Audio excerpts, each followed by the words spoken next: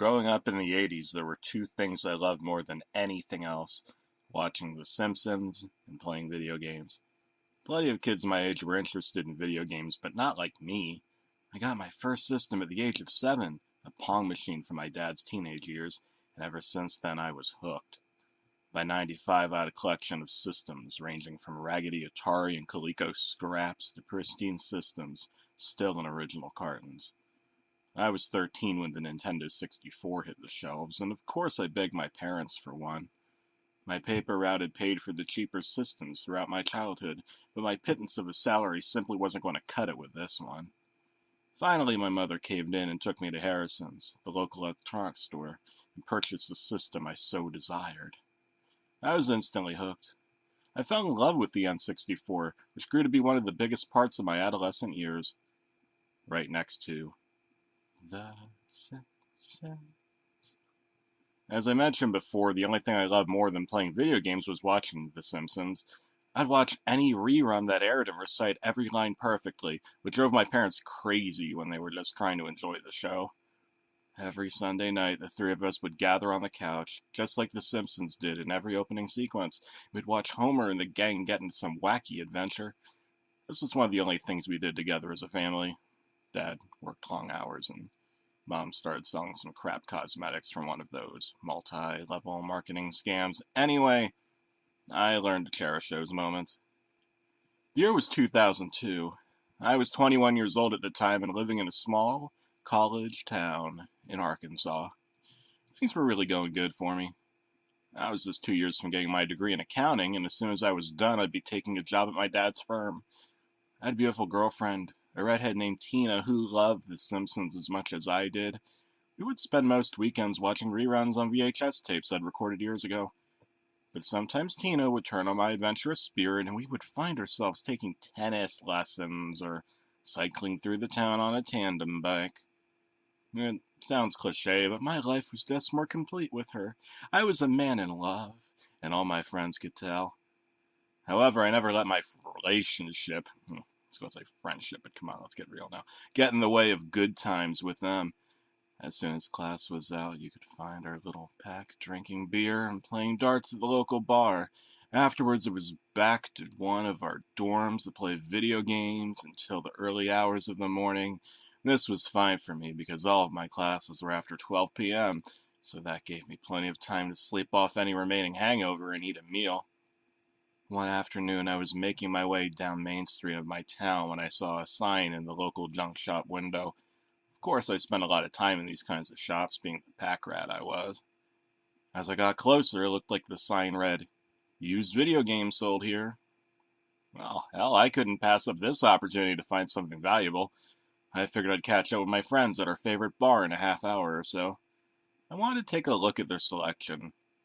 I stepped inside the shop, which had a dirty linoleum floor and utilized old bookshelves to display merchandise.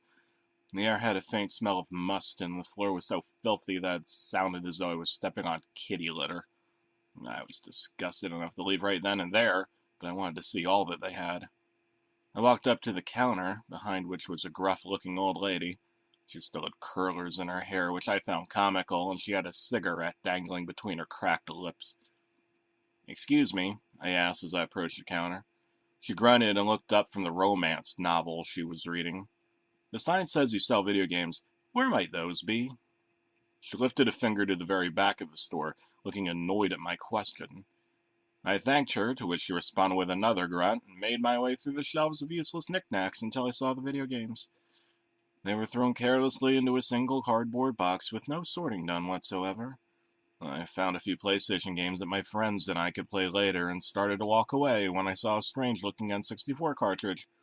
I blew the dust off the bright yellow cartridge. There was no label, only tape, and Sharpie that read, "The Simpsons, Millhouse's Rampage." Now this is really something. I'd never known there to be a video game based on my favorite TV series. I paid the old hag $5 for the games and ran all the way to the bar to show my friends the new treasure. We wasted no time chugging down our brews and took off to my friend Brian's dorm to play the PlayStation. They all seemed disinterested in the Simpsons game, saying that it was probably some fan-made junk. I cursed them for being right and decided to wait until Tina came by the next day to take a look at the game. Tina seemed much more intrigued than the guys were the night before. "Let's play it!" shrieked Tina. "I bet it's really cool." "Hang on a second, let me hook up the 64. I blew the dust off my favorite companion and shoved the cartridge into the slot. I grabbed my favorite purple controller and waited with anticipation. As soon as I turned on the system, I knew it was just a demo. This bummed me out a bit because I couldn't actually play the game, but this was something I'd never seen. So maybe it'd be worth it just to watch the demo. The game was an open-world 3D platform, not unlike Super Mario 64, but incredibly low quality. Millhouse's head was huge in comparison with his body. His hair wasn't the right shape at all. It began with Millhouse walking through Springfield collecting tokens.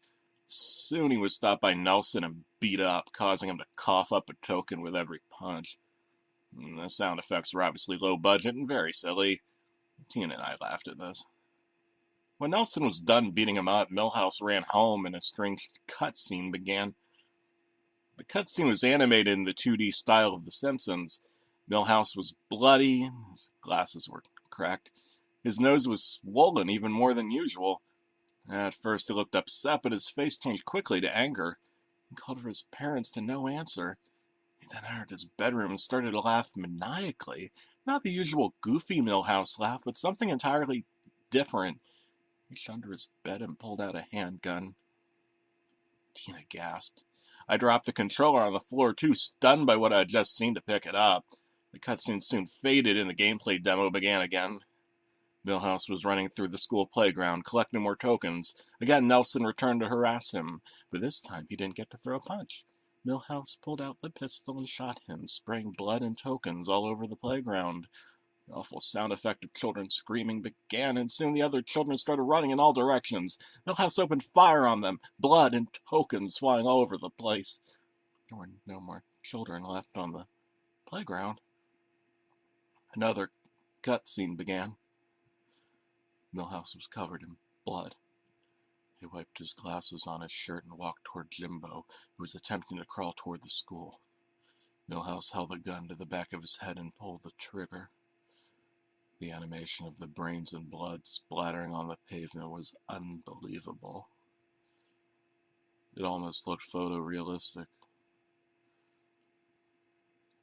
I looked at Tina, who was now shaking and starting to cry. "Turn the fucking thing off!" she shouted as she stood up to leave. "Wait," I said. "I think there's more." Now, I was absolutely disgusted, but I had to see the rest. The cutscene once again faded into the gameplay. Millhouse was outside the Simpson residence collecting tokens. A broken, distorted voice shouted, "Hey, jerk monkey!"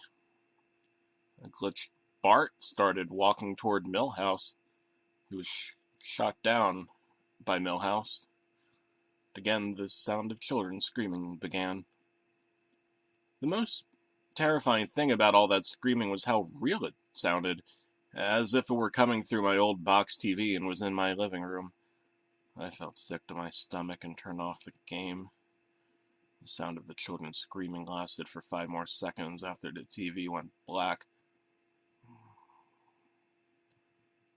Tina and I never spoke after that. I burned that game in my backyard during spring break and never told a soul about what I had seen. I sold off all my systems, including my beloved Nintendo 64. I couldn't risk finding another game like that. I also haven't watched The Simpsons since then well, I've heard that's not much of a loss. Apparently the new episodes are garbage anyway. The sound of those screams still haunts my nightmares 15 years after I'd first heard them. I don't think I'll ever forget what I saw in that video game. I just hope that demo I bought was the only copy.